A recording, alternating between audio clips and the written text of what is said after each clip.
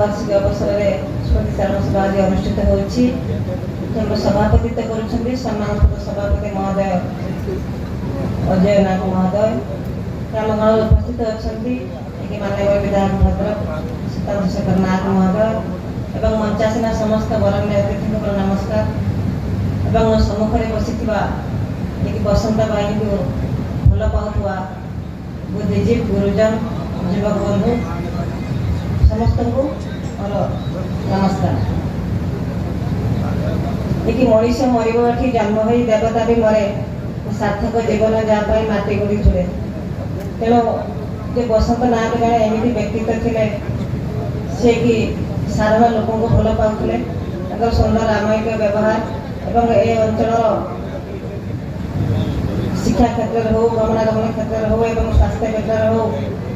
किपरि उन्नति कर साधारण खटिखा लोक किपरि भलरे रही पारे से सदा सर्वदा लोकंर सुख दुख साथी होते एवं से सारस्वत साधनार नायक थे अनेक अंचल अनेक अनुष्ठान सहित से जड़ित थे सी देखिए स्वर्गत विजु पट्टनायक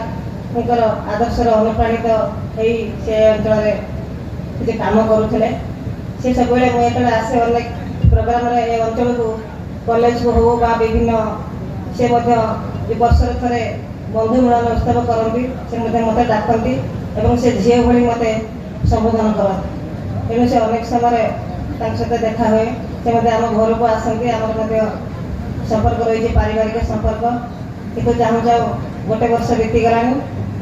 जना पड़ना प्रथम साधा वार्षिक आज ये अवसर में आम मैंने उपस्थित अच्छा तेणु से अंचल